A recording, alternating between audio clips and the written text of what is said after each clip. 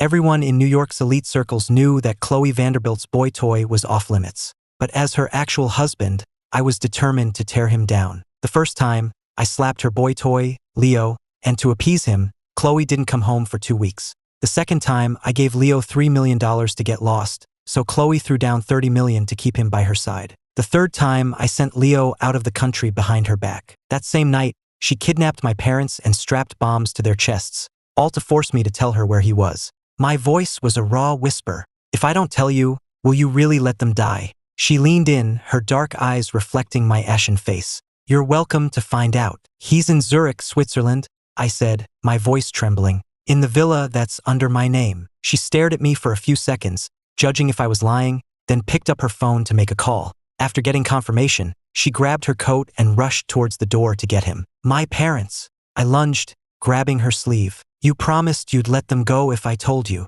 She glanced back, her eyes cold and distant. An abandoned factory in the South Bronx. Go find them yourself. I stumbled out the door and sped towards the South Bronx. When I found them, the timer on the bomb showed 10 minutes remaining. My parents were tied to chairs, their mouths taped shut. The moment they saw me, they started shaking their heads violently, trying to tell me to run. I rushed forward, my hands shaking as I fumbled with the ropes, but the ticking of the bomb was a death sentence counting down. 3:21, 3:20.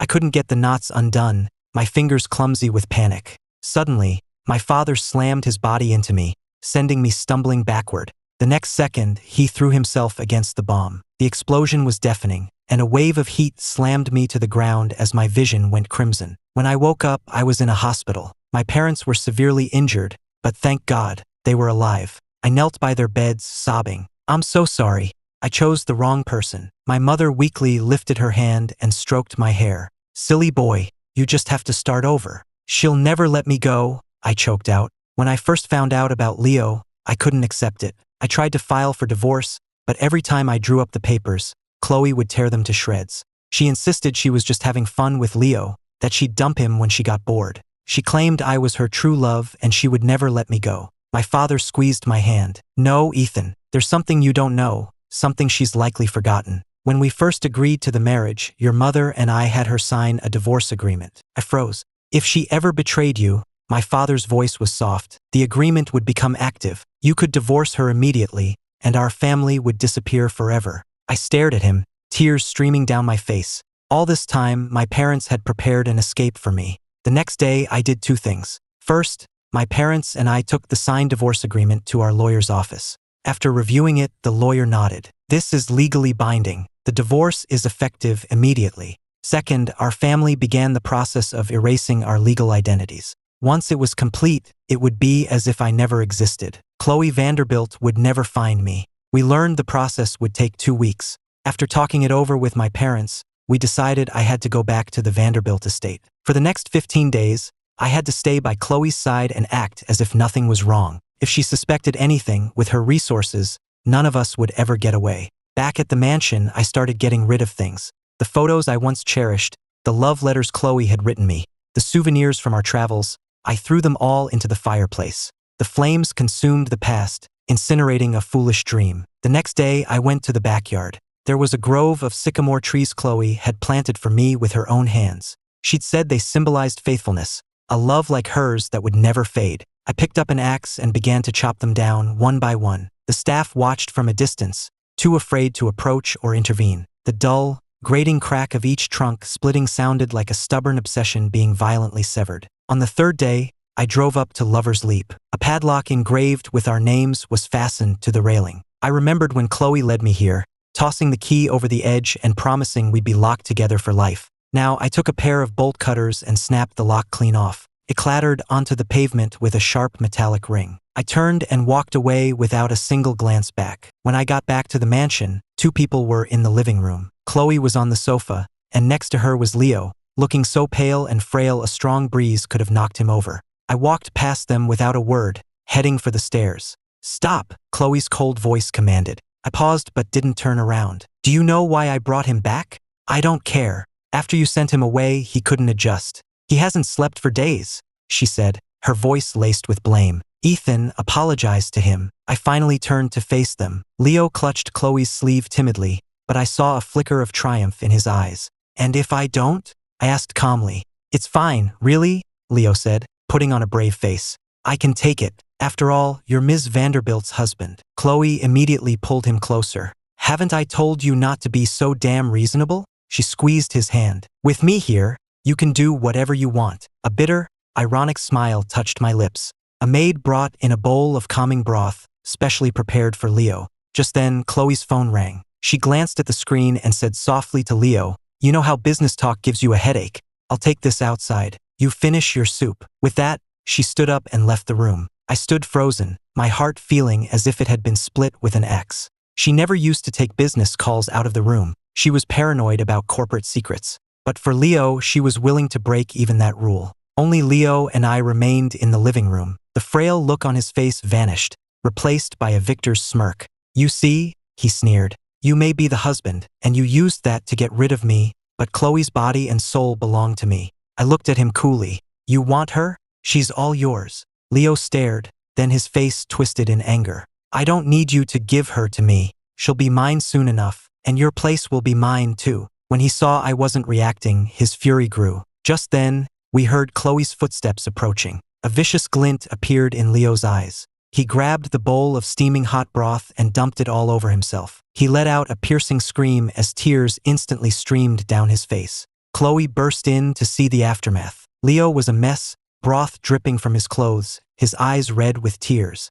"Ethan," she roared, her face a mask of fury. "It's bad enough you wouldn't apologize, but now you do this?" "I didn't do it," I said calmly. "Check the security cameras." "Fine, I will," she sneered. Leo immediately grabbed her arm, his voice thick with fake tears. "Chloe, it wasn't his fault. I was wrong to think I could stay with you. I'll leave right now." He took one step before Chloe yanked him back. "I just got you back, and you're trying to leave me again? Do you want to kill me?" She clutched him as if he were a priceless jewel she had almost lost. Then her gaze fell on me, cold and terrifying. "I'm going to make this right for him." I was thrown into the walk-in freezer. As the bodyguards shoved me inside, I struggled, screaming, "Chloe, check the cameras." It wasn't me. She didn't even spare me a glance, her voice flat and cold. "There's no need." I believe him. The heavy door slammed shut, plunging me into darkness and a biting cold that swallowed me whole. I curled into a ball in the corner, my body shaking, but my heart felt even colder than the freezing air. So this was what it felt like to be the person she loved most. Tears streamed down my face. I've always run cold and hated being cold. After we married, Chloe spent a fortune on a state-of-the-art climate control system for the house, making even the gardens feel temperate year-round. In the winter, she'd take my icy hands and feet and warm them against her body, smiling as she said, "I'll keep you warm like this for the rest of our lives." Looking back, I guess promises are only true in the moment they're made. The next day, just as I was about to lose consciousness from the cold, the door finally opened. A bodyguard stood there, his face impassive. "Ms. Vanderbilt says next time, the punishment won't be this easy." I leaned against the wall and staggered out, shaking so violently my teeth chattered. There won't be a next time. Very soon, I was going to get her out of my life for good. That evening, Chloe's assistant delivered a tuxedo and some jewelry, informing me that my presence was required at a charity auction. I went, and there, at the entrance to the ballroom, I saw Leo. He was dressed in a designer suit, and the custom necklace he wore was the same one Chloe had bought for a seven-figure sum at an auction last month. I stopped in my tracks and looked at her. "He's here. Why did you even bother bringing me?" Her expression was nonchalant. "I wasn't planning on it, but he's never been to an event like this and wanted to see it." She paused, then added casually, "Ethan, don't be so petty." I trembled slightly. It wasn't about being petty. It was that she hadn't given a single thought to the humiliation of parading her husband and her boy toy in front of everyone, leaving me to be the subject of whispers and mockery. Chloe walked right in with Leo, who was holding her hand affectionately. I heard someone whisper nearby, "Ms. Vanderbilt and her husband look so good together. A perfect match." "You've got the wrong guy," another voice corrected. "That's her husband over there. The one with her is just the boy toy she keeps." The first person glanced at me, embarrassed. Well, no wonder I was confused. She dresses the boy toy in designer clothes and gives her husband the promotional gift. I clenched my fists so tightly my nails dug into my palms.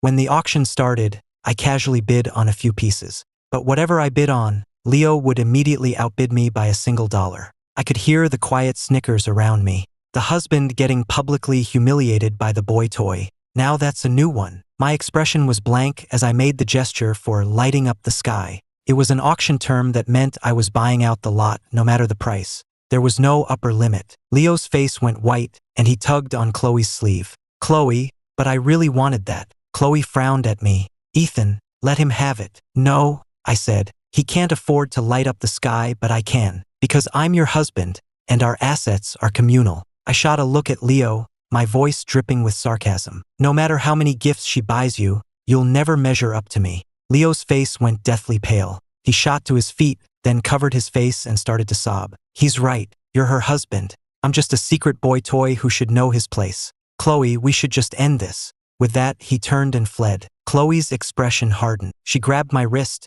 her grip like steel. I told you I'd get bored of him eventually. Did you have to drive him away? I met her gaze calmly. What does it matter to me if he leaves? Her eyes were dark with fury. She shoved my hand away and stormed out after him. I stood there, feeling the stares of mockery and pity from those around me, but I didn't care. I would be gone soon anyway. The next morning, however, I was jolted awake by a news alert on my phone. Breaking, 999 private photos of Vanderbilt CEO's husband to be auctioned at Sotheby's. The blood froze in my veins. Only Chloe had those pictures. My hand shook as I dialed her number, my voice raspy. Was it you who leaked the photos? I heard her cold laugh on the other end. You like lighting up the sky so much, don't you? If you don't want the world to see those pictures. Her voice was cruel. You'd better get over there and buy every last one of them. In the background, I could hear Leo's voice. Chloe, is that Ethan? Maybe I should just go. I shouldn't be here. Don't be ridiculous. Her voice instantly softened into a caress. I then heard the unmistakable sound of a kiss. I'm doing all this for you. Just try and leave me now. The line went dead, and I felt as if I'd been plunged into a frozen abyss. I raced to the auction house. The moment I pushed open the doors, my entire body started to shake. The room was packed, and a massive screen was cycling through my private photos. There was one of me sleeping, a profile shot she once said was handsome and had insisted on keeping. There was a shot of my back in the shower, one she'd coaxed me into letting her take so she could look at it when she missed me. There were pictures of me in bed, covered in marks she claimed were proof of her love. All around the room, eyes were glued to me, and the sound of their whispers felt like needles in my ears. Nice body, look at those abs. Ms. Vanderbilt is a lucky woman. I heard she used to be crazy about him. Why would she sell his private photos now? Probably got bored. You know how it is with these guys who marry into money. All glamour on the outside, but behind closed doors. Every word was a dagger in my heart. I suddenly remembered how possessive Chloe used to be. One year, on a tropical vacation, I was about to take my shirt off to sunbathe when a couple of women glanced my way. Chloe immediately dragged me back to our hotel room, pushed me against the floor-to-ceiling window, and sat on my lap, cooing until I repeated after her, Ethan belongs to Chloe. And now, to defend another man, she was selling my most private moments for this crowd to gawk at. I bought back every single photo. With each click of the bidding paddle, a piece of my heart turned to ice. By the time I secured the final picture, any love I had left for her was gone. As I walked out of Sotheby's, my phone rang. Did you have fun lighting up the sky? Chloe's voice dripped with scorn. I gripped the phone so hard my nails dug into my skin. Aren't you afraid I'll divorce you for this? Her tone was placid, as if she were speaking to a misbehaving child. You can't, Ethan. I won't sign the papers, so we can't get divorced. I said nothing. She had truly forgotten about the agreement in my possession, the one bearing her signature. When I didn't respond, her tone softened. Today was just a lesson. I told you if you just leave Leo alone, I'll come back home eventually. Your birthday is in a few days. I'll throw you a party to make it up to you. I was about to refuse, but she had already hung up. Over the next few days, I saw Leo's posts all over Facebook. The latest was a photo of him and Chloe on a yacht, captioned, I said I wanted to see the ocean, so she bought me an island. Further down, she's allergic to cats, but she got a ragdoll for me. And another, her entire camera roll is just pictures of me. Before, this would have been suffocatingly painful. Now I felt nothing. Chloe had been staying at Leo's place, only stopping by the mansion occasionally. She didn't even notice the things I'd removed. I figured I could disappear completely and she wouldn't even realize I was gone. On the day of my birthday party, Chloe came to pick me up herself. She was alone in the car. No Leo today? I asked blandly. She frowned. I'm going to keep you two separate from now on, so you won't keep getting upset. I smirked. She wasn't trying to spare my feelings. She was trying to protect Leo from me. In her mind, I was already the villain. The party was extravagant. Chloe held my hand the entire time, presenting me with a designer watch and a famous painting, even whispering, "Are we all better now?" I looked at her, remembering all the times she had made me angry and then placated me just like this. I always softened. I always forgave her. But this was different. She had gambled with my parents' lives, crushed my dignity, and sold my privacy to the highest bidder. Even if she laid the world at my feet, it wouldn't be enough. I was about to speak when the ballroom doors swung open. Leo stood there in a white suit, looking timid and lost. Chloe's expression soured. "Didn't I tell you to wait at the house?" His eyes were rimmed with red. "I wanted to celebrate Ethan's birthday. I even brought a gift." "I don't want to see you," I said coldly. But Chloe was already signaling for a waiter to find Leo a seat, whispering to me, "He came all this way to be nice. Just let what happened last time go." It was supposed to be my birthday party, but Chloe's attention was entirely on Leo. When the band started to play, she took my hand to lead me to the dance floor, but then she caught sight of Leo looking forlorn. She dropped my hand, turned, and walked over to him. I stood in the corner and watched them dance, feeling nothing but a cold numbness. After the song, Leo complained his shoes were pinching his feet, and Chloe immediately left to buy him a pair of sneakers. He used the chance to approach me, flashing his phone screen. "You probably didn't know, Ethan, but your birthday gifts? They're all the things I rejected. She had to get my permission just to come here, and she's been iMessaging me every minute." He proudly showed me the message history. "See?" She wrote, "Baby, just hang in there. I'll be back with you soon." My heart was a dead weight in my chest. "What is it you want?" "I want you out of the picture," he said. "Soon," I told him, my voice even. "I will be completely out of the picture." Leo narrowed his eyes, considering my words. Just when I thought he believed me, he grabbed my hand and used it to slap himself hard across the face. The slap echoed through the room. Chloe rushed back just in time to see Leo clutching his cheek. "Ethan," she screamed, furious, "you're hurting him again." "I didn't touch him," I said. "I saw the whole thing." She grabbed my wrist, her grip tight enough to break bones. "Wasn't the freezer lesson enough for you? I told you, whatever you do to him, I'll do 10 times worse to you." Leo shook his head. "It's okay, Chloe.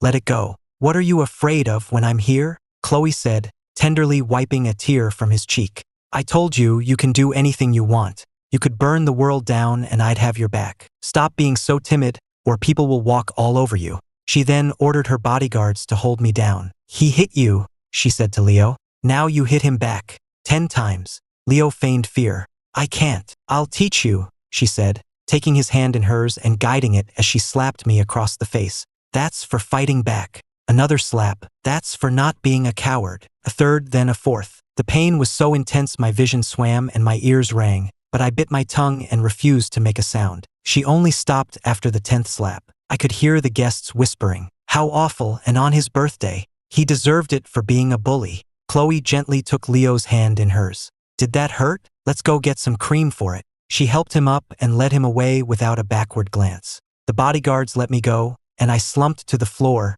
my face on fire. But the pain in my heart was 1,000 times worse. "Chloe, I regretted it all. I regretted ever loving you. God, how I regretted it." I stumbled out of the ballroom, my cheek throbbing and the blood on my lip already starting to dry. I didn't call for my driver. I drove myself to the emergency room. As the doctor treated the cut, I stared at my reflection. One side of my face was swollen and red, my lip was split, and my eyes were bloodshot. Pathetic. I tried to smirk, but the movement pulled at the cut and I hissed in pain. After my face was patched up, I headed back to my car, but 2 people blocked my way in the parking garage. It was Leo's parents. They stood on either side of my door, their voices pleading. "Mr. Miller, please, stop holding onto your position as Ms. Vanderbilt's husband. Have some pity on us and step aside for our son." I stared at them coldly. "Get out of my way. Our son truly loves her, Mr. Miller. Please, just let them be happy." I said, "Move." I had no patience for this. I pushed past them and pulled my car door open. But the instant my foot hit the accelerator,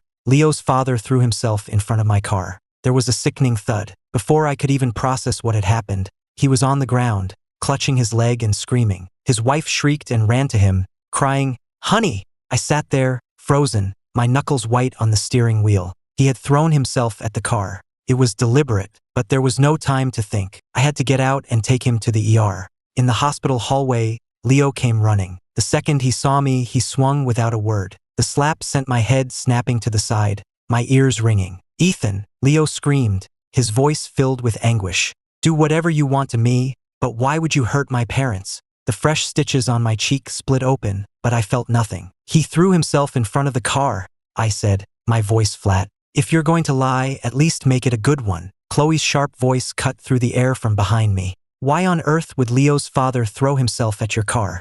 Ethan, when did you become so cruel? I looked at her, my heart already a raw, bloody pulp. She didn't even bother to ask for details, just assumed I'd done it on purpose. It was as if she'd completely forgotten how she used to love me. A doctor hurried out. The patient has lost a lot of blood and needs a transfusion. He's type A. Is there a donor available? Leo shook his head, sobbing. I'm his son. I can't donate. Chloe's eyes landed on me. He's type A. Make him do it. My head snapped up. No, you hit him, you're responsible, she said, her eyes dark. If he doesn't make it, I will destroy you. A chill ran through me, and my voice shook. Are you going to threaten my parents' lives again? Are you going to try to kill me, just like before? Her pupils constricted for a moment, as if my words had struck a nerve. But a second later, her face hardened again. She ordered her bodyguards. Take him, draw his blood. They forced me into the donation chair. I felt a sharp pain as the needle went in, and my fingers trembled.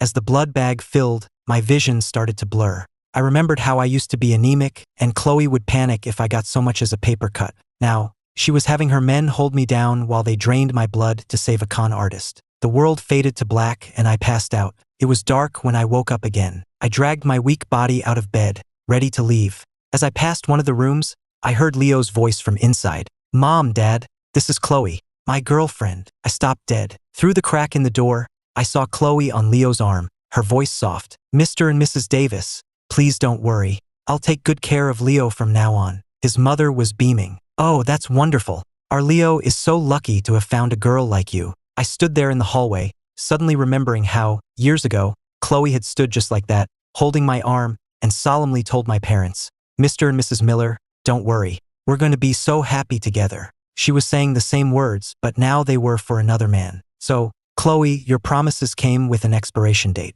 I left the hospital and checked the time. 3 days left until our identities were officially erased. In 3 days, my parents and I would be gone for good. No matter how hard Chloe searched, she would find no trace of us. Back at the mansion, I quickly packed what little I intended to take. A few changes of clothes, my ID, my passport. I wanted nothing else from that house. I was just zipping my passport into my bag when the bedroom door flew open. Chloe stood in the doorway, with a tearful Leo behind her. My father is stable, but he's not young. This has been a terrible ordeal for him, Leo sobbed, tears rolling down his cheeks. Chloe gently wiped his tears away. Don't cry. I'm making it right, aren't I? She paused. What do you want from him? As long as it's not too extreme, I'll make it happen. Leo glanced at me shyly and whispered, I want him to spend a few days in jail. Chloe's brow furrowed. Leo, that's going too far. I know you feel bad for him, Leo said, grabbing her sleeve, his eyes red-rimmed. But my father was badly hurt. If Ethan doesn't learn his lesson, he'll just keep hurting us.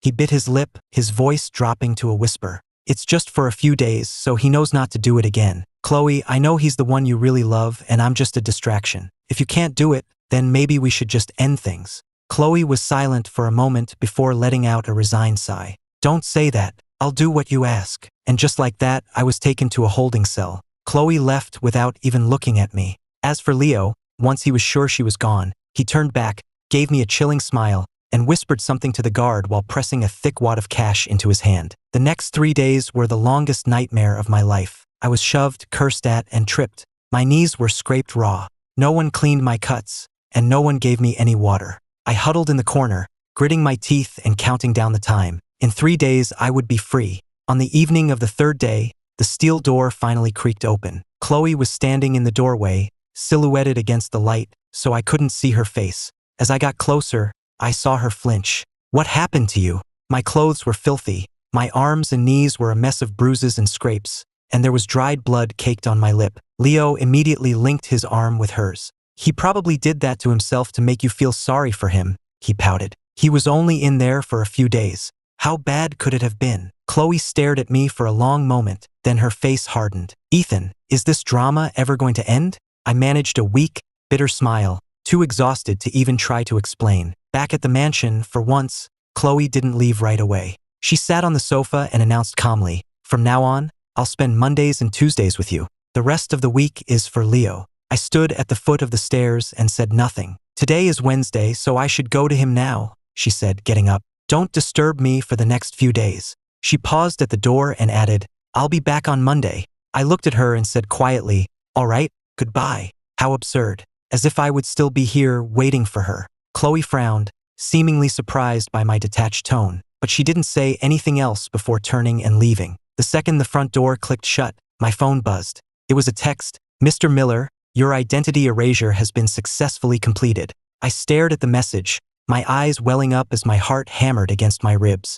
I was free. I grabbed the bag I had packed days ago and walked out of that mansion for the last time, never looking back. At the airport, my parents were waiting for me at the gate. When my mother saw me, she hugged me tightly, her eyes red. Ethan, it's over. It's all finally over. My own eyes were burning as I nodded. Yeah, it's over. 6 years ago, on a snowy night, Chloe had knelt at my family's door, promising to carve my name into her very soul. Today, I was the one doing the carving, cutting her out of my life completely. Here are your boarding passes, sir, the gate agent said politely. I took the passes and holding my parents' hands, I walked toward the jet bridge. I kept my back straight, my steps firm and unwavering. From this moment on, Chloe Vanderbilt would no longer exist in my world. The plane ascended, cutting through the clouds as we flew towards a new life. In a city as vast as New York, the disappearance of one ordinary family would go unnoticed. At that very moment, Chloe was with Leo, curled up on his couch watching a movie. For no reason at all, a sudden panic seized her, a hollow feeling, as if something precious had just been ripped away from her forever. Leo noticed her distraction and looked up. What's wrong? Nothing. It's probably nothing, Chloe said, shaking her head and pulling him closer with a small smile. Baby, your mind is wandering while you're with me. I'm going to have to punish you for that. He playfully tickled her, but she didn't react. He finally gave up, exasperated. What's with you? You're not ticklish at all. Chloe chuckled softly. That punishment doesn't work. We'll have to try another. Her hands slid down to his stomach, and soon they were a tangle of limbs, laughing and wrestling on the couch. At some point, the playful wrestling turned into something else. They drew closer, their lips met, and the room filled with a charged energy. They spent the next 3 days wrapped up in each other. But Chloe's initial satisfaction soon faded into boredom. She was losing interest. Leo tried everything he could think of to excite her, but Chloe remained distant. It wasn't the activities she was tired of. It was him. Being with the same person all the time was starting to feel dull. Most importantly, Ethan hadn't messaged her in a long time. He was doing exactly what she told him to do, leaving her alone when she wasn't with him. This was what she wanted, so why did it leave a sour taste in her mouth? Chloe glanced at her phone, at her iMessage history with Ethan. Their conversations, once endless, had dwindled to almost nothing. Their last call was days ago after the auction. She frowned, a strange anger bubbling up inside her. She had told him not to bother her, but did he have to take it so literally? Did he even remember he was her husband? Chloe found herself tapping on his contact photo over and over,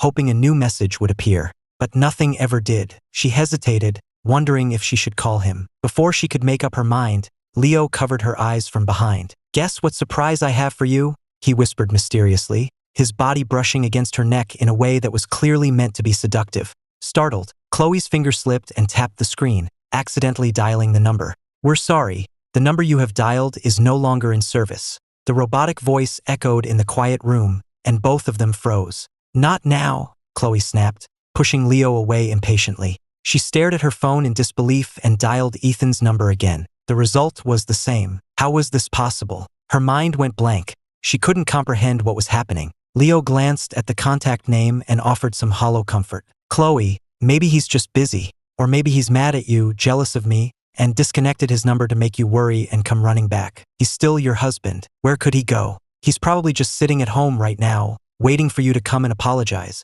Chloe lowered her gaze, thinking. What Leo said made a certain kind of sense. Maybe Ethan was just playing games, waiting for her to panic. She frowned, a wave of irritation washing over her. How long was he going to drag out this little drama? What's the point of these games? She muttered. He's not nearly as sweet and obedient as you are, Leo. Fine, I'll ignore him. We'll see how long he can last. Suppressing the unease and anger churning inside her, Chloe pulled Leo back into an embrace. But her heart wasn't in it. She gave him a distracted kiss before pushing him away. She got dressed, straightened her clothes in the mirror, and said coolly, "Something's come up at the office. I have to go. You get some rest." Without another glance at Leo, she walked out the door and drove off. Leo, furious, punched a pillow. "Damn you, Ethan. You've got your tricks, but I'm not giving her up to you." Chloe really did go to her office, not the mansion. For 2 straight days, she buried herself in work, but her eyes kept drifting to her phone. It rang. It was Leo.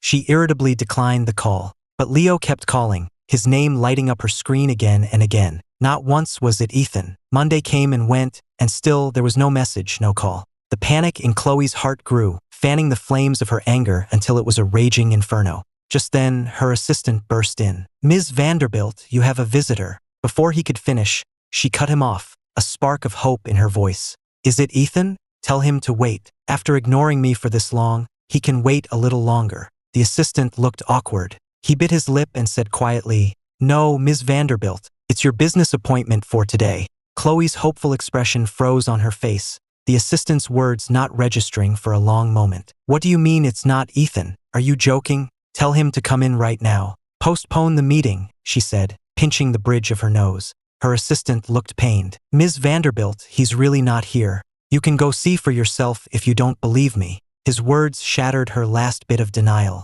She went to the conference room, her face a thundercloud, and her mood only darkened after meeting with her business partner. By the end of the day, there was still no call, no text, no sign of Ethan. Her expression was so grim that employees scurried away in fear. Finally, her patience ran out. She drove home, speeding the whole way. But as night fell and the city lights began to twinkle, the mansion on the hill remained dark and silent. For a moment, she thought she was seeing things. She blinked, looked again, but it was true. The house was completely dark, as if it were empty. The panic she'd been suppressing rose in her throat, and her heart began to hammer against her ribs. "Ethan, what game is this? Playing hard to get won't work on me," she called out as she pushed open the door and flipped on the lights. Frowning, she searched the mansion from room to room, but the entire house was empty, so quiet and still that her own footsteps echoed. A thin layer of dust coated the coffee table. The flowers in the vase were dead and withered, leaving behind only brittle, yellowed stems. It was clear no one had been here for days.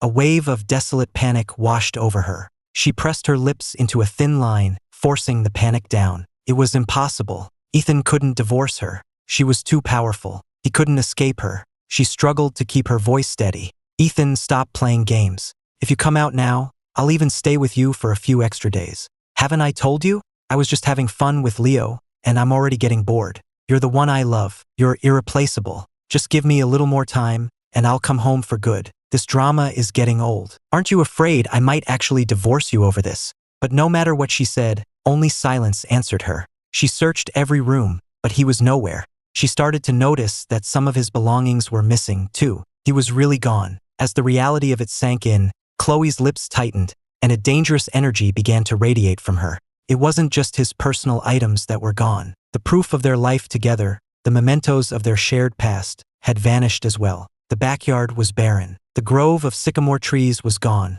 leaving nothing but a field of ugly stumps. And that's when true panic finally set in. She had made him angry countless times before, but he had never done anything like this. She had always been able to win him back. But now, the trees she had planted for him, the living symbols of their 6 years together, he had destroyed them. She touched one of the stumps in disbelief. The wood was dry. They hadn't been cut recently. He had done this some time ago, and she hadn't even noticed. Chloe's heart plummeted, plunging her into a dark abyss. Her hand shaking, she tried his number again. Unsurprisingly, it was still disconnected. "Where are you?" she typed, her first text to him in days. A second later, a red exclamation point appeared next to the message. Blocked. It had never occurred to her that he would cut her off so completely. A terrible feeling crept over her. She quickly dialed his parents' number. "We're sorry. The number you have dialed is no longer in service." The same robotic voice over and over, mocking her. His parents had blocked her too. The entire family was determined to sever all ties with her.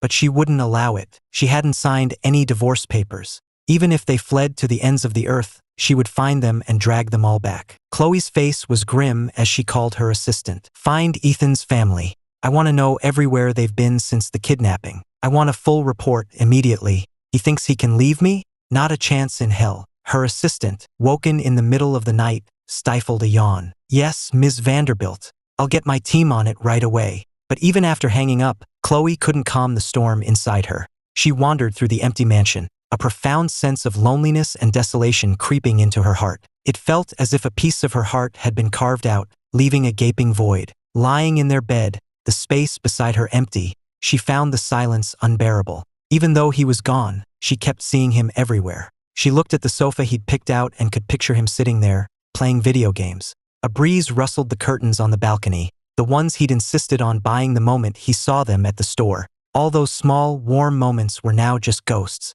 She didn't know when it had happened, but their life together had devolved into nothing but jealousy and fighting. Even in bed, they slept on opposite edges, a chasm between them. He would press himself against the far wall, avoiding any chance of contact. They had been so in love. How had it all gone so wrong? A wave of regret washed over her, far too late. If she hadn't chased that thrill, if she hadn't kept someone on the side, would things be different? But all the women in her circle did it. One at home, one on the side. Some had several. Plenty of them were far wilder than she was. Leo was so understanding about it. Why couldn't Ethan just accept it? Chloe felt lost, confused. She didn't sleep at all that night, a frantic, gnawing anxiety urging her on. Find him now, or you'll regret this for the rest of your life. After days of searching, her team finally had news. Her assistant placed a folder and a USB drive on her desk. Ms. Vanderbilt, we have an update. Mr. Miller presented the prenuptial divorce agreement you signed to a lawyer.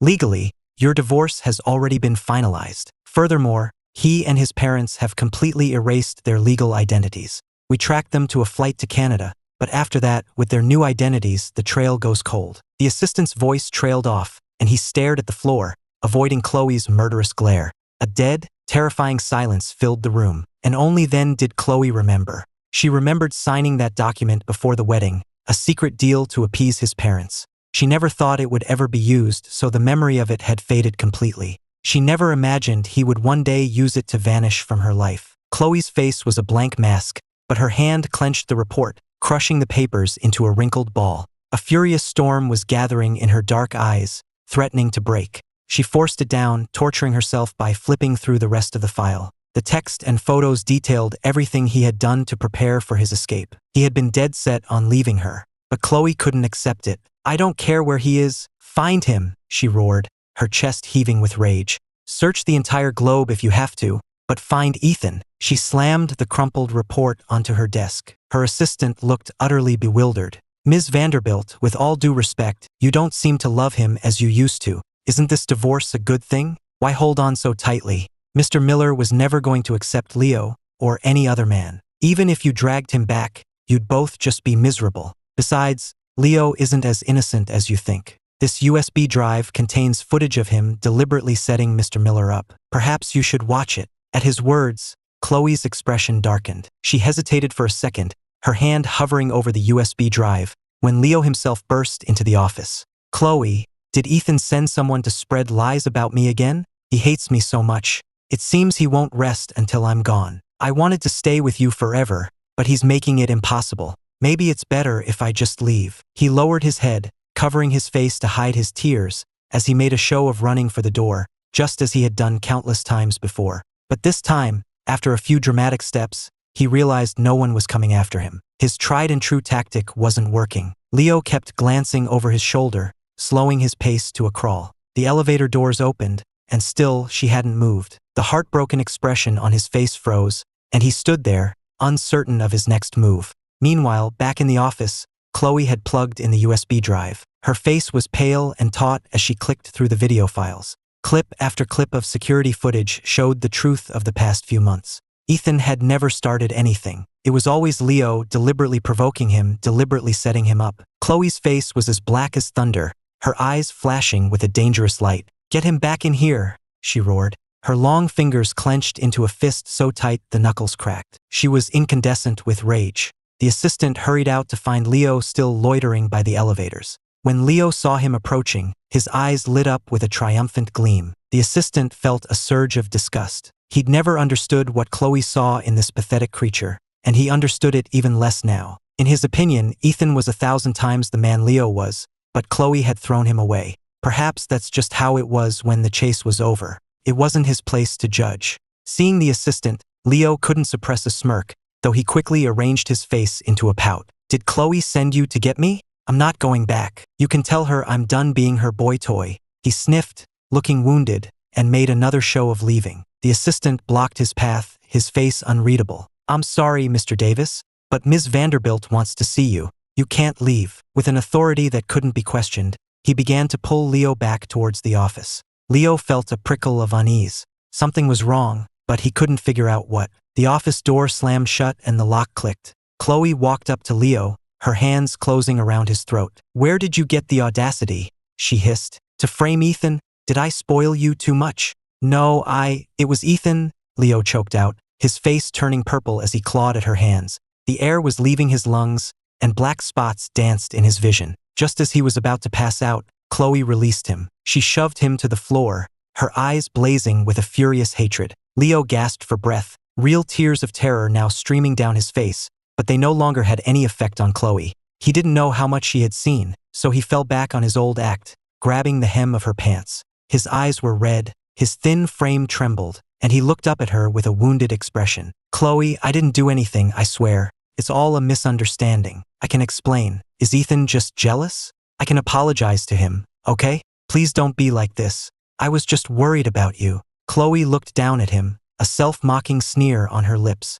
Had she really let this pathetic creature manipulate her for so long? How laughable. Her face went cold as she kicked his hand away. Don't touch me. You make me sick. Mark, she said to her assistant, I want you to do to him exactly what he did to Ethan, 10 times over. Start with 100 slaps. Chloe's merciless words struck Leo like a physical blow. He slumped to the floor, a single thought screaming in his mind. She knows. She knows everything, and she's going to make me pay for what I did to Ethan. Despair washed over him as his mind raced, searching for an escape. As the assistant advanced, Leo scrambled backward, shaking his head frantically. No, please. You can't do this to me. It wasn't my fault. Chloe, you love me, don't you? You don't even like Ethan anymore. I was just helping you get rid of him, he shrieked. Chloe let out a cold, humorless laugh. Who told you I don't love him? I love him. He's the only one I've ever loved. You were just a toy.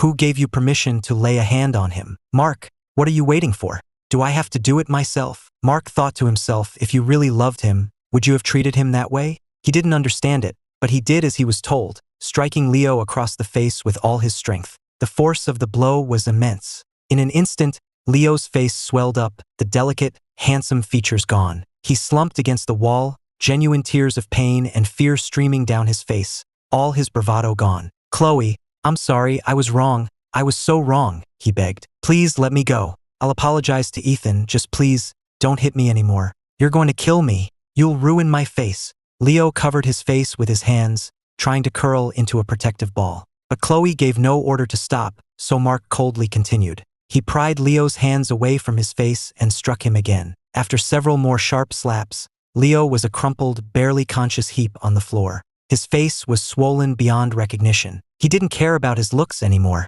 All he wanted was to get away. Chloe was insane. He couldn't understand it. The Chloe who had been so gentle, who had spoiled him rotten, had vanished overnight. He thought he had covered his tracks so well. He began to crawl subtly toward the door, but Mark saw him, dragged him back, and the slapping resumed. The continuous sound of the slaps began to grate on Chloe's nerves. She waved a hand dismissively. Take him away. Make sure he stays alive. Have the guards finish the 100 slaps, then lock him in the freezer for 10 days. But keep him alive. He's not done yet, and his parents cut off their medical care. They owe Ethan a debt of blood. It's time they started paying it back. Mark nodded and dragged the whimpering Leo out of the room. He looked back at Chloe, his eyes filled with utter despair. He couldn't understand how it had all come to this. He was finished. His parents were finished. They were all going to be tortured. It was more than he could bear. Leo made one last desperate struggle, lunging at Chloe. Even if I did hurt Ethan,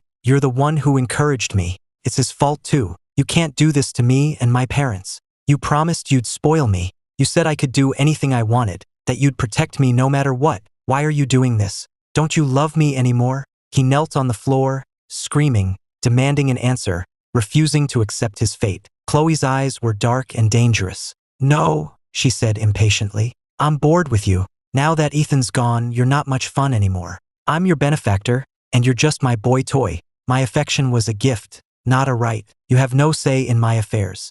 As of today, we are finished. I'll have your things sent back to your parents' house. The apartment is no longer yours. After you've served your punishment, I never want to see your face again." His last hope extinguished, Leo allowed himself to be dragged away, his heart a cold, dead stone. Chloe rubbed her temples, the irritation in her heart growing. With Ethan gone, everything felt dull and meaningless. Even her work, which she usually loved, felt tedious. She was starting to realize that all along, she was the one who couldn't live without him, not the other way around. She had taken him for granted, assuming that because he loved her and had nothing of his own, he would be trapped by her side forever. But reality had slapped her across the face. The woman she used to be, the one who had been so deeply in love with him, would have hated the woman she had become. She had loved him, truly loved him, but that love hadn't been strong enough to last. Chloe stared out at the bustling city below, feeling nothing but a vast, hollow emptiness. Her life suddenly felt meaningless. Her phone buzzed on the desk. It was her friend,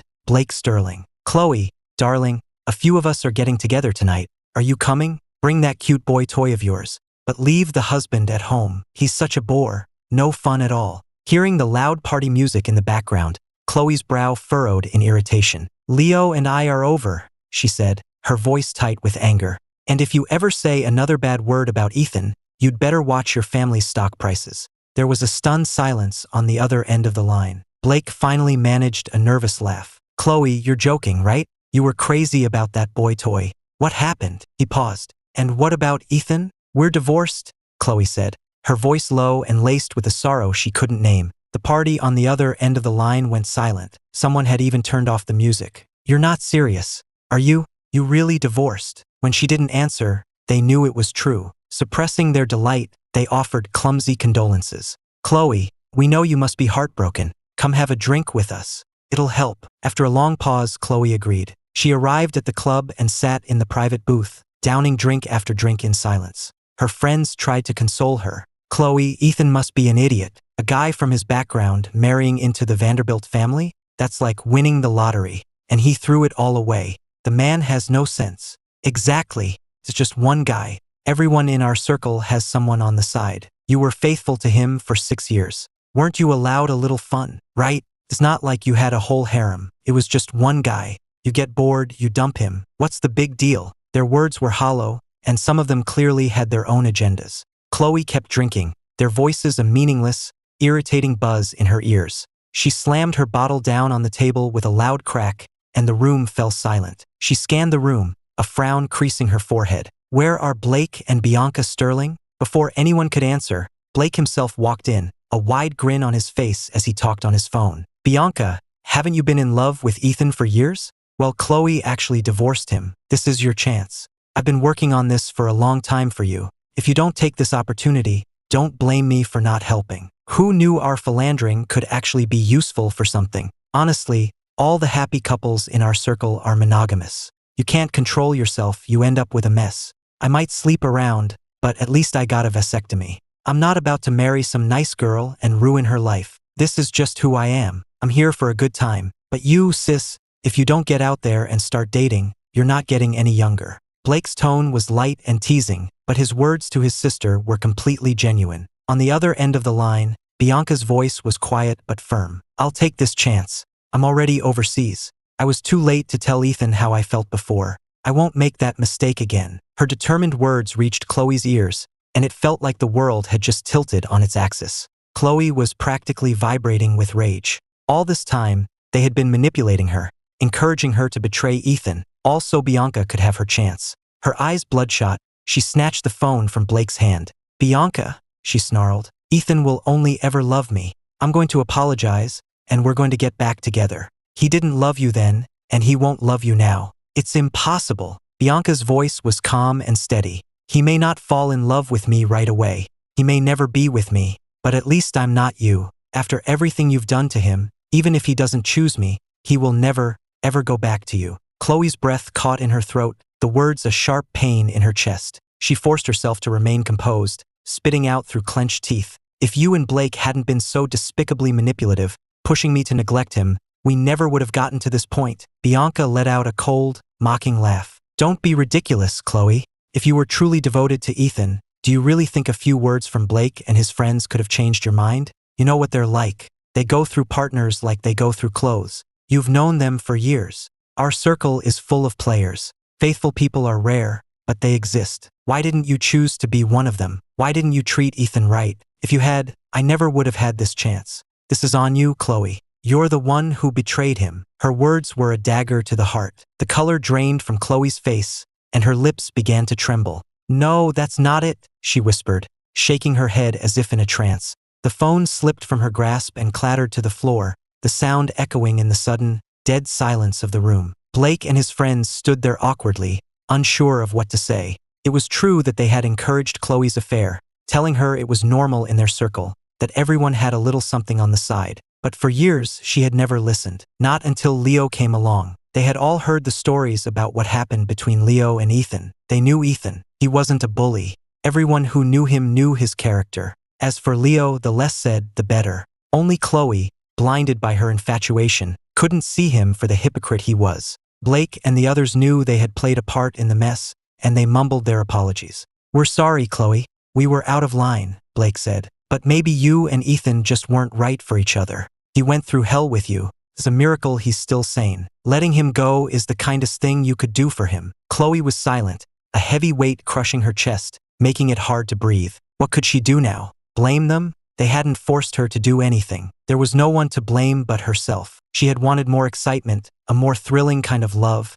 and it had led her to this. It was all her fault. Chloe got her own private room and ordered dozens of bottles of liquor, which she began to drink in sullen silence. The liquor burned its way down her throat, but she felt nothing. The more she drank, the clearer her mind became, and the more her heart ached, a sharp, stabbing pain. "I'm sorry," she whispered, her voice raw, repeating the words over and over again. But the one person who needed to hear her apology was gone. Tears blurred her vision, and suddenly, she was seeing him for the first time again. It was an ordinary summer afternoon, and a sudden sunshower had just begun. He didn't have an umbrella. He was wearing a white shirt, and the rain had soaked it through, making it cling to his skin, almost transparent. The heavy drops plastered his hair to his forehead. She had been driving by and had only glanced at him for a second, but in that second, he had captured her full attention. Her heart had started to pound uncontrollably. In that moment, she knew with perfect clarity that she was smitten. She pulled over,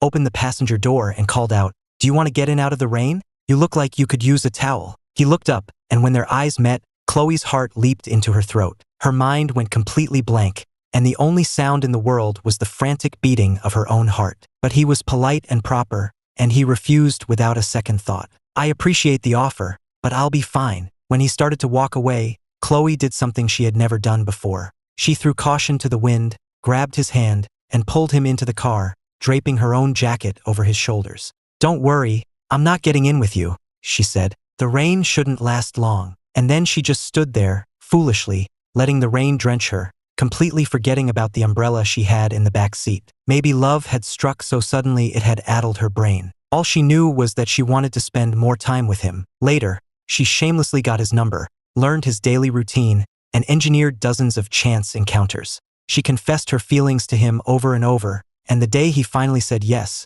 she was the happiest person on earth. Chloe had never imagined she could love someone so much. After all, she had the example of her parents. Her father was a monster incapable of love, a philanderer who sought the affection from other women that he himself could not feel. Until he met her mother. He didn't love her, but he had to possess her. He stole her away from the man she loved, brought her to his home, and forced her to bear his child. Her mother, unable to bear having a child with the man who had ruined her life, and unable to escape him, killed herself right in front of a young Chloe. As a small child, she had witnessed her mother's death and her father's cold, possessive madness. For a long time, she believed she was like her father, incapable of love. But now, she had become a twisted combination of them both. Like her mother, she loved one man with all her heart, and like her father, she had destroyed the person she loved. Chloe drank, blaming herself, hating herself. She drank until all the bottles were empty, a messy pile on the floor around her. She lay on the sofa in a drunken stupor,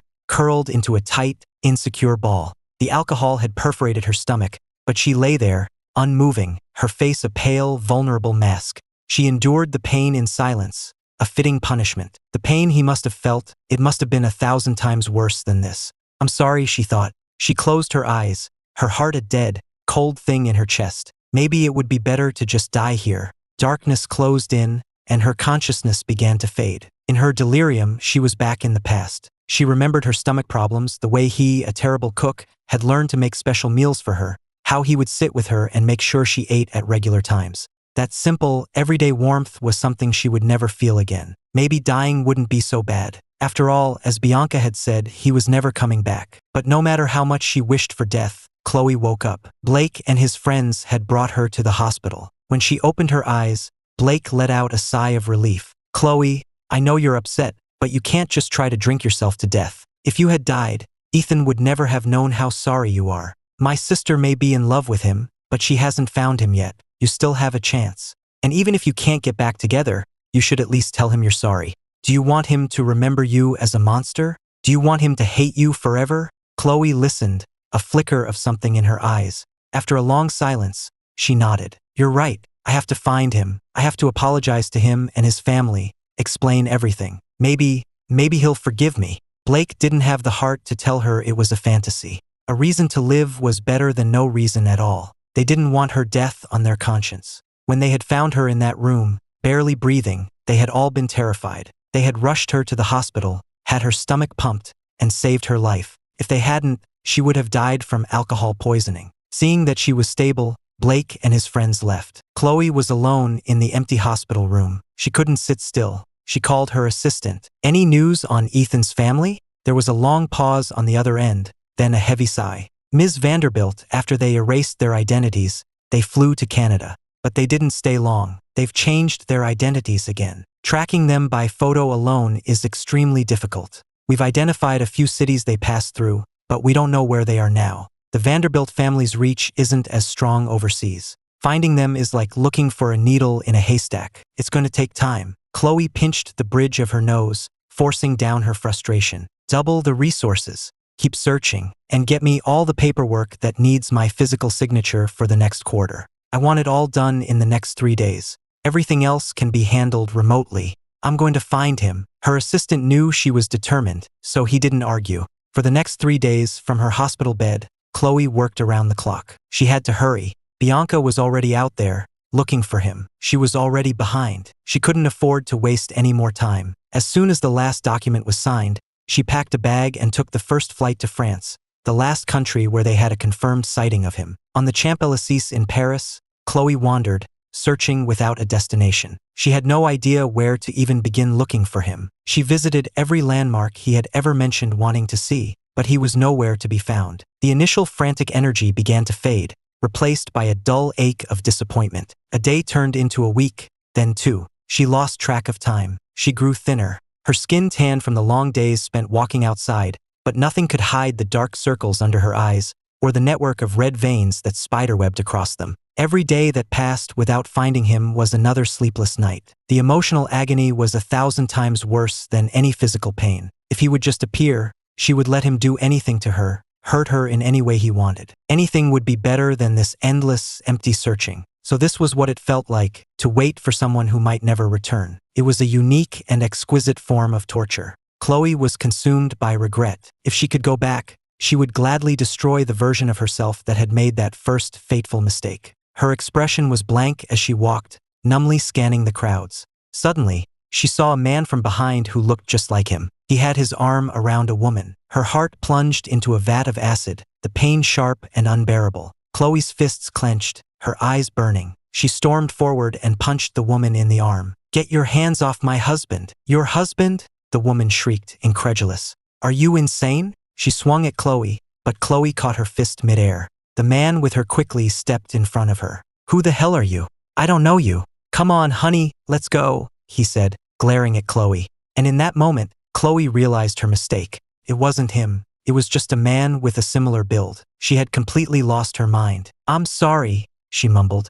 She paid them for their trouble and continued her endless, hopeless search. Before this, she never would have realized how many men in the world looked a little bit like him. Some had his hair, some had his eyes, some even had a similar voice. But none of them were him, and he was the only one she wanted. Just as she was about to give up all hope, a message came through from her assistant. "Ms. Vanderbilt, we've found him. He's at this restaurant right now with his parents. I'm sending you the location. Go now." Staring at the map pin and the candid photo of Ethan's profile, Chloe's eyes filled with tears. She took a deep breath, trying to calm herself, and without a thought for her disheveled appearance, she ran to the restaurant. Ethan, she threw open the door to the private dining room and froze. Bianca Sterling? What are you doing here? She demanded, her heart seizing with panic. Bianca looked at her coolly, a small, knowing smile on her lips. I'm Ethan's girlfriend. Why wouldn't I be here? The words exploded in Chloe's mind, and a roaring sound filled her ears, drowning out everything else. Bianca's words echoed in her head, driving her to the brink of madness. How? Ethan, how could she be your girlfriend? So soon? Just explain it to me, Chloe pleaded, her eyes red and her voice shaking with a vulnerability she hadn't felt in years. I didn't even look up from my plate. It hasn't been that fast, I said casually. It's been more than 6 months since the divorce. She pursued me for a long time and I decided to give it a shot. I'm single. Why not? Chloe's breath caught in her throat. Her lips moved, but no sound came out. 6 months. My casual words were like 1,000 knives, twisting in her heart, turning it to pulp. She fought back a sob. It's not okay. I can't stand to see you with someone else. You're mine. I love you. Only you. I let out a short, harsh laugh. You say you love me.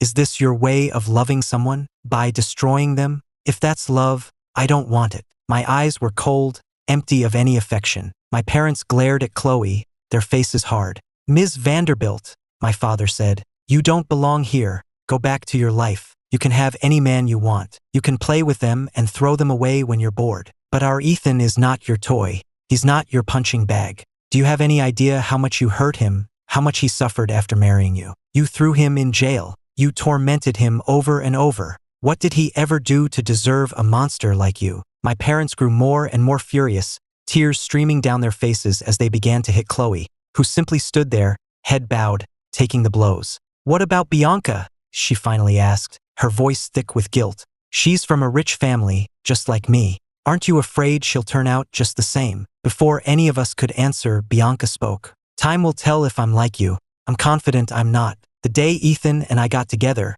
I signed an agreement with him. If I ever betray him, all of my personal assets will be transferred to him. And even if we break up, he will receive half of all my future earnings for the rest of my life. That way, he will always have the resources to fight back if he needs to. If I wrong him, he won't have to suffer in silence. He can punish me directly. I love him, but if the day comes when he no longer loves me, if he wants to be free, he won't have to stay for my sake. Her words left Chloe speechless. Even I was taken aback. Chloe had never imagined Bianca would go to such lengths. To be honest, neither had I. I hadn't realized she was this serious. At first, I assumed she was just one of Chloe's friends, trying to get revenge on Chloe's behalf by toying with my emotions. But as I got to know her, I realized she wasn't like that at all. She was reserved, almost cold, with everyone else. But with me, she was warm and open. Why are you so forward with me? I asked her once. It doesn't seem like your personality. She gave me a sad smile. Because I can't miss this chance.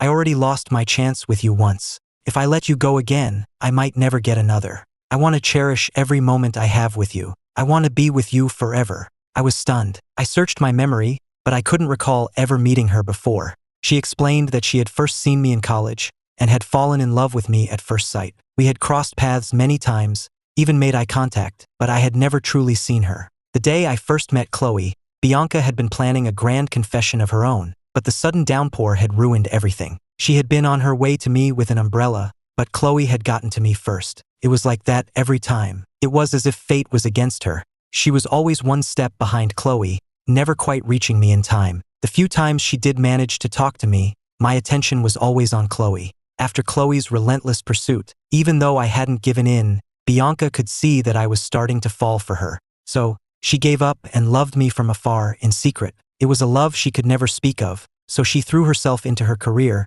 claiming to have no interest in romance. Hearing all this, I searched my memories, and slowly, faintly, I began to remember her face from my past. I had only ever seen her as one of Chloe's friends. I'd never given her a second thought. Now, hearing her confession, I was touched, but also terrified. Did I really deserve a love so pure and sincere? I didn't love her, not yet. My relationship with Chloe had drained me, left me insecure and paranoid. I was terrified of giving my heart to someone again, only to have it broken. I couldn't survive another 6 years of that. Bianca must have sensed my fear, because she took my hand, her fingers lacing through mine. Her warmth seeped into my skin, and a little bit of the ice around my heart began to melt. "Don't be afraid," she said softly. "Not every relationship has to be a storybook romance. If the love fades, we can just go our separate ways. It's not the end of the world, and you are a good person, Ethan. You are worthy of my love. I love you because I want to. You deserve every good thing in this world." Her eyes were so warm, so gentle,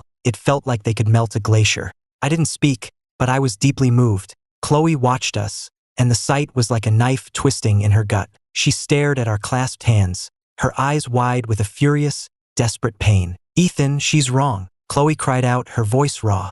"Love isn't about letting go. It's not about being generous. It's about wanting to possess someone, to keep them by your side forever." She fought back tears, a bitter jealousy threatening to consume her. So this is what it felt like, to see the person you love with someone else. How had he ever endured it? She couldn't even bear to imagine it. But the memory of him, standing before her, his eyes red, his voice breaking as he confronted her, flashed in her mind. He had questioned her, raged at her, been hysterical, and she had found it all so annoying. So different from Leo, who was always so sweet and agreeable. She hadn't understood why he couldn't be more like other husbands, more understanding, more tolerant. But now, experiencing it for herself, she finally understood the pain. She threw her arms around me, pulling me into a desperate, possessive embrace, just like she used to, her lips seeking mine for a frantic, claiming kiss. The sharp crack of a slap echoed in the room. I had hit her hard, sending her head snapping to the side. "Chloe, we're divorced. I don't love you anymore, and I don't want your twisted version of love. You don't love me. You only love yourself. Stop pretending." I shoved her away from me with all my strength. Bianca immediately stepped in front of me, her voice like ice. "Chloe, Ethan is my boyfriend now. If you try to hurt him, I will make you pay. The Sterling family is not to be trifled with, especially not overseas. Our influence far outweighs yours here. You would do well to remember that." My parents moved to stand with Bianca, shielding me, their faces filled with rage. "Chloe," my mother said, "we may not have your family's power, but we will die before we let you take our son from us again. You and Ethan are not meant to be. Leave him alone. Get out," my father shouted. "If we see you near him again, we'll make you regret it." And with that, my parents, forgetting all decorum, began grabbing plates and bowls from the table and hurling them at her. Chloe didn't even try to dodge. The porcelain shattered against her, one shard cutting her cheek. But she didn't flinch, didn't make a sound. She just kept staring at me. "I'm sorry, Ethan. I really do love you," she said, her voice pleading. "Everything with Leo I can explain. I was a fool. He deceived me. I've already punished him. Please don't be so cruel. Just give me one more chance. I swear I will never hurt you again. If I do, I'll give up everything. No, I'll do it now. I'll transfer my entire fortune to your name." She picked up a sharp piece of broken porcelain and held it to her throat. Then she grabbed my hand and pressed it against hers, forcing me to hold the shard against her skin. A wild, desperate smile twisted her lips. "Ethan, if you hate me, then kill me. Just don't push me away. I can't live without you. I can lose everything else, but I can't lose you. Punish me however you want. I'll take it. Lock me in the freezer, throw me in jail, beat me, curse me, I don't care. Just don't leave me." Her words made my skin crawl. I yanked my hand back, not caring that the shard cut her neck as it fell, and in a fit of rage and disgust, I slapped her again. "No, it's not okay. I never want to see you again. I hate you. Chloe, if you don't want me to hate you for the rest of my life, then get out of my world and stay out." I shot her one last venomous glare, and without checking to see how badly she was hurt, I grabbed my parents and Bianca and hurried away. "Let's go," I said, my voice shaking. "I can't be around that psycho." My parents and Bianca tried to soothe me as we walked away. Our figures receded into the distance, leaving Chloe alone in the wreckage of the room. She clutched her bleeding neck and began to laugh. "Ethan, why didn't you just kill me? It would have been a fitting atonement. Why did you let me live? You still care about me, don't you? I'm going to believe that you still care. If you tell yourself a lie enough times, you might even start to believe it." But deep down, she knew the truth. I didn't love her anymore. So what was she supposed to do? She was still so deeply in love with me. A bitter despair filled her heart. She was losing a lot of blood. Her vision swam, and a chill spread through her body. Just as she thought she was about to die, someone lifted her up. She forced her heavy eyelids open. It wasn't me. It was a bodyguard she didn't recognize. Of course it wasn't Ethan. He wouldn't come back for her. With that thought, her eyes closed, and she lost consciousness. When she woke up, she was no longer in the restaurant. She was in a pitch-black room, so dark she couldn't see a thing. As she tried to get her bearings, an image was projected onto the wall in front of her. On the left, a photo of her kissing Leo. On the right, a photo of me kissing Bianca. The two photos were a perfect, ironic mirror of each other. Even in her disoriented state, Chloe knew this was Bianca's doing. And it wasn't just one photo. Bianca was just getting started. For every intimate photo of Chloe and Leo that appeared, a matching photo of me and Bianca would appear beside it. The endless stream of images was a torment to Chloe's eyes, and each one felt like a hot poker to her heart. Her eyes red with rage, she pounded her fists against the wall. Stop it! Make it stop! But no matter how much she screamed, the slideshow continued, each new image another twist of the knife. It was as if the photos were speaking to her. What right do you have to be jealous? You did all of these things to him. Why is it so unbearable when the tables are turned? He suffered like this. Now it's your turn. The images were a waking nightmare, burned into her vision. Even when she closed her eyes, she could still see them. After what felt like an eternity, she collapsed, consumed by guilt, whispering his name over and over. I'm sorry, Ethan. I'm so sorry. But her apologies didn't stop the torment. Drenched in a cold sweat, she stumbled through the darkness, trying to escape the images. She found a bathroom, and when she looked at her reflection, she was filled with a profound self-loathing. She turned the shower on, the water as hot as she could stand it, and began to scrub her skin over and over, as if she could wash away her sins. I'm not dirty, Ethan, she mumbled, her voice hollow. I'll never touch anyone but you again. I'm not dirty. The torture finally ended. When they let her out, her eyes were vacant, her entire being radiating a desolate emptiness. People on the street stared at her, but she didn't notice. She spent the next few days recovering, but her assistant kept sending her work. She was so busy she didn't have a moment to spare to look for me. When she finally cleared her desk, she allowed herself a moment to breathe. She called her assistant. Get Leo out of prison. Bring him to me. A day later, a skeletal, barely recognizable Leo stood before her. His body was a roadmap of scars, his once smooth skin completely ruined. He was ghost pale, his eyes vacant and numb. He looked at Chloe without a flicker of recognition or emotion. His time in prison had been a living hell. The other inmates had been given special instructions to take good care of him. Chloe felt no pity. She nodded, satisfied. You're coming with me to apologize to Ethan. Okay, he said, his voice a rasp. He followed her without a word. She had been having me followed, so she knew exactly where to find me. She knocked on the door of my new home. There was no answer. She wasn't worried. She just waited. That evening, when Bianca and I returned, she and Leo were there to meet us. Ethan, look, she said, gesturing to Leo. He's paid for what he did to you tenfold. I don't love him anymore. He can tell you himself. Leo nodded numbly. I will never disrespect Mr. Miller again. Ms. Vanderbilt belongs only to him. I will never hurt him again. I am a sinner. I deserve to be punished. He recited the words as if he had rehearsed them 1,000 times. Hearing his robotic confession sent a chill down my spine. I hated Leo, but I knew the real villain was Chloe. Seeing him, so broken and scarred, I was reminded of how I had felt, and any desire for revenge I might have had vanished. I looked at Chloe, a familiar fear creeping back into my heart, and I took a step back. Chloe, I don't need this. What he did to me should be punished, yes, but the person who truly needs to atone for their sins is you. You terrify me. When you cared about him, you tortured me. Now that you care about me again, you torture him. What happens next? Will you find someone new and torture me again, even worse this time? Your love is a horror story, and I want no part in it. No, I wouldn't. I just wanted him to make things right, she explained, flustered. She started to move toward me, but stopped when she saw the fear in my eyes. If you want me to atone, I will. I'll do anything. Bianca put a comforting arm around me. Don't worry, she murmured. I'll never let her hurt you again. Then she turned to Chloe, her face like stone. Do you even believe the words coming out of your own mouth, Chloe? If you really wanted to atone, would you need someone's permission? Or are you just a coward? Before Chloe could answer, Bianca continued. It doesn't matter if you're willing or not. I'm sending you to atone right now. On her signal, several large men stepped forward, bound Chloe's hands, and dragged her toward a waiting car. Chloe didn't fight back. She just looked at me, her eyes filled with a deep sorrow. Ethan, the only reason I didn't punish myself was because I wanted to find you, to apologize, to be with you. But if this is what you want, I will accept it. They threw her in the car and drove away. I watched until the car was out of sight.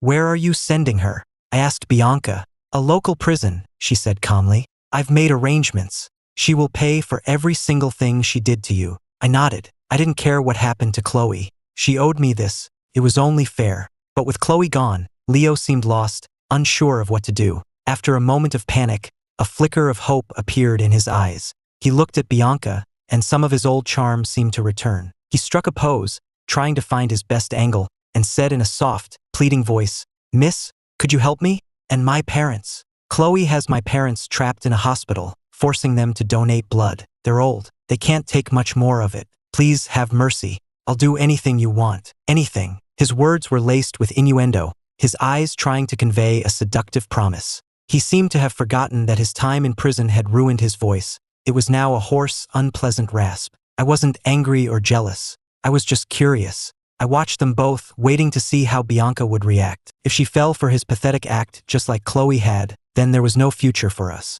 And I would still get half her fortune. But Bianca's expression was cool, her voice calm. "I'm not a savior. I can't help you. The only person who can save you and your parents is you. You have 2 hands and 2 feet. Go earn some money and save them yourself." With that, she took my hand and led me toward our house, not giving him a second glance. But the moment the door closed behind us, Bianca pushed me against it, her lips finding mine in a kiss that was both controlled and wild. "You enjoyed that little show, didn't you?" she whispered in my ear, her voice a low, seductive murmur. "This is your punishment." She nipped my earlobe, sending a shiver down my spine. Then she kissed me again, leading me by the hand toward the bedroom. "I'm not like Chloe, Ethan," she said as we walked. "I cherish you. If I were the type to be seduced by any pretty face that came along, I wouldn't have been single for all those years." Outside, Leo stood alone. A cold wind blew, mocking him. He wandered aimlessly until he passed a fountain. He glanced at his reflection in the water and recoiled in horror. Leo covered his face and screamed, a raw, unhinged sound. He couldn't believe the horrifying reflection staring back at him from the water was his own. During his years in prison, he'd had no time or energy for his appearance. Old injuries were constantly replaced by new ones. His wounds had never been properly treated. He, who had once prized his handsome face above all else, was now a monster. He didn't understand how it had all gone so wrong. It wasn't just his own suffering. His parents were in constant agony. While he was in prison, someone had shown him pictures of them. The stress, the worry, and the forced blood donations had taken their toll. They looked 20 years older. They were only in their 50s, but their hair was white and their faces were etched with deep lines. And now he was just as broken. Leo was consumed by a regret so profound it was a physical ache. If only he hadn't been so greedy. If he hadn't thrown himself in front of Chloe's car. If he hadn't agreed to be her boy toy. If he hadn't framed Ethan over and over. But it was too late for regrets. There was no going back. And the most pathetic part? He had just tried to use this ruined face to seduce another woman. But what else could he do? He was utterly desperate. Seduction was the only skill he had. He was ruined. His life was over. Boston City Jail. Bianca's bodyguard, acting as a temporary guard, stood nearby, watching coldly as Chloe was tormented. With a dull thud, a large, blonde inmate slammed his fist into Chloe's side. She didn't struggle or fight back. She just took the blow in silence. The truth was, she could have left this place at any time. She had the money and the skills to bribe or fight her way out. If it became too much, she could have simply surrendered to Bianca's guard and asked to be released. But Chloe did none of that. Only the sharp sting of pain reminded her that she was still alive. Perhaps she had already gone mad. The moment she realized I would never forgive her, her life had become nothing but a grim act of endurance. She was just like her father, a monster who would stop at nothing to get what she wanted. But her regret was real. After weeks in that jail, Chloe didn't feel despair like Leo had. Instead, she grew accustomed to the abuse. The physical pain no longer registered. It couldn't make her feel alive anymore. Her body ached, but her soul was dead. She was completely numb. Finally, one day, she slipped past the guards and walked out of the prison. She followed her memory to the house I shared with Bianca and knocked. But the person who answered was not me, or Bianca, or my parents. It was a young man she had never seen before. "Can I help you?" he asked, frowning. Chloe's dark eyes bored into him. She grabbed his collar. "Where's Ethan? Where did he go? He used to live here." She shoved the startled man aside and left without another word, heading straight for the airport to fly back to the States. That day, a rumor spread like wildfire through New York's elite. Chloe Vanderbilt's ex-husband was now dating Bianca Sterling, the Sterling heiress, and Chloe was so desperate to win him back she was willing to be the other woman. The gossip was everywhere. and people even started gathering outside the Sterling estate, hoping for a spectacle. Outside the gates of the Sterling estate, Chloe stood in the pouring rain, ignoring the gawking onlookers. Her eyes, burning with a feverish intensity, were locked on me. "I'm not giving up, Ethan," she called out. "You belong to me." "I'm afraid I can't let you do that," Bianca replied, her voice cold. As she spoke, an armored car pulled up and several armed soldiers disembarked, surrounding Chloe. Bianca linked her arm through mine, a triumphant smirk on her face. "You should be more careful about whose boyfriend you try to steal," she said, "especially when she's the head of a classified national security project." I looked at Chloe, my face a cold mask. "Don't come here again, Chloe. Nothing you do will ever make me forgive you. You're just becoming an annoyance." My parents nodded in agreement, their faces etched with impatience. "It doesn't matter how much you beg. We will never forgive you," my mother said. "You almost killed us. Go back to your life, Chloe. Go back to your boy toys. We don't care how many men you keep. Just stay away from our family." Chloe lowered her gaze, thinking to herself, "I don't want anyone else. I only want you, but it was no use." The soldiers led her away. From then on, there were always guards stationed outside the Vanderbilt Tower, a constant reminder to keep her away from me. After that, business associates, hearing the rumors of her chaotic love life, started sending her gifts of a certain kind. Handsome young men, many of whom bore a passing resemblance to me. Chloe turned every single one of them away. She knew she had lost me forever, but she was determined not to make another mistake she would regret for the rest of her life. If she had to be alone forever, so be it.